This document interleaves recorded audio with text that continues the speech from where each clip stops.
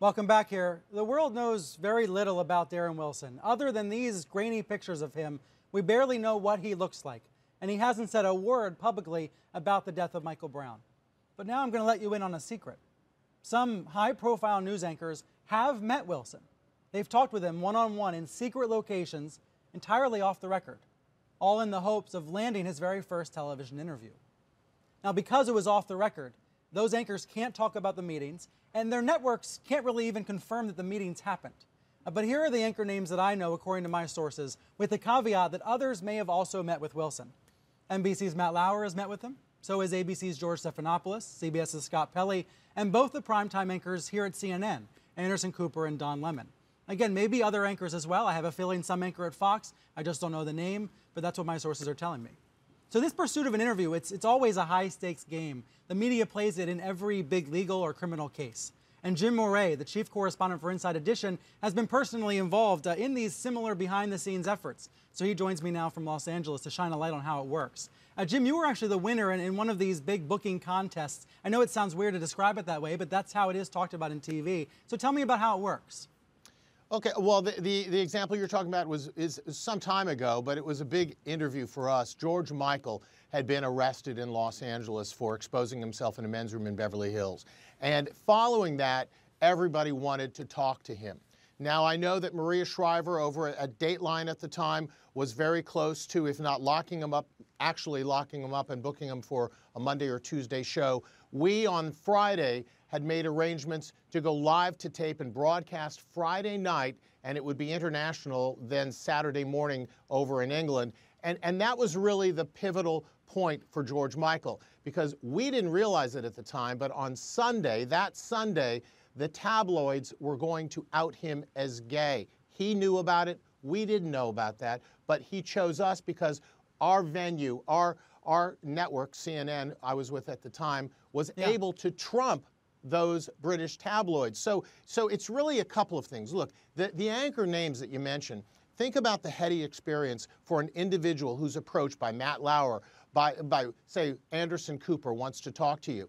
You know, and the currency that they have, and the only currency I would offer is, does somebody like me? Does somebody trust me? You want to give them the opportunity to make their case. Doesn't mean you won't ask tough questions. It's about establishing comfort with the possible interviewer, right?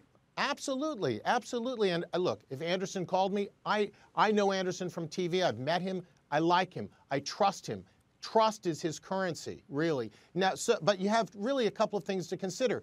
Is the network live? Is it a taped show?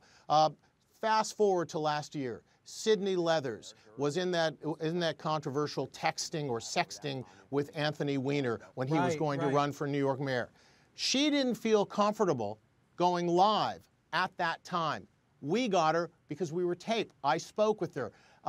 You know, it's interesting. When you talk about being first, it's not just the viewers that you get for the interview, it's the publicity that you get after. And with this fractured environment where networks get 500,000, 1 million, 2 million views instead of 10 and 20, if Anderson Cooper gets an interview, if Wolf Blitzer gets one, if we at Inside Edition get an interview, the real value also, in addition to people watching our show then, is other networks rebroadcasting with our little bug on, so that promotes the show. And that's really a value too. You know, this is a little awkward for me to ask, as I'm talking about a couple of my colleagues as well as several other network anchors, but do you think it affects the coverage at all? You know, if you sit down with someone off the record, you can't talk about what they're like, you can't talk about what you might have learned from them, but might it in some subconscious way affect the coverage? I don't think so. I think we're all professionals. Look, I'm a lawyer as well, and you know, sometimes you may like a client, but you may not like what they've done. You got to defend them. You've got to ask tough questions. I never make any deals not to ask questions. My goal is to be respectful so that when they leave, even if it's a tough interview, they feel like they've gotten a fair shot. And speaking of those deals, Jim, I got to ask about the financial relationship sometimes. You know, with someone like Darren Wilson, it doesn't seem to be as likely. But is it, you know, in some of these cases, aren't there pictures licensed or something like that so that the interview subject gets some sort of financial reward out of it? All of the networks, most of the networks, for example, the Today Show will fly somebody in, put them up in a hotel. But look, it's not like a bargain where you say, we'll send you to some Broadway shows, give you a fun time. It's not like that. You do license photos in many cases. You're not talking about a lot of money. You're also not buying their statements. You don't want to influence what they say based upon licensing a photo, and I don't think any news organization or any program really wants to do that. Where do you think Darren Wilson will ultimately end up going when it comes to these television reviews? If he ever speaks, by the way, we shouldn't assume he will. George Zimmerman, after the Trayvon Martin case, after the trial ended, he spoke to Sean Hannity at Fox News and then a number of other interviewers. Well, I think in that case, George Zimmerman went to a network he felt would be favorable toward him. Whether they were or not, I couldn't say. But, NBC was critical of George Zimmerman, and there was a controversial report that they had issued, and whether or not they had actually doctored a tape that was shown on TV. So right. I think the perception of the network, the perception of the venue, and the perception of the interviewer all come into play. All of it play in. Jim, thanks for being here. Really interesting conversation. My pleasure. Thanks for asking. My sense, by the way, from my sources about Darren Wilson is that it's mostly the anchors who do the talking in these off-the-record meetings. It's mostly Darren Wilson listening, getting to know the person.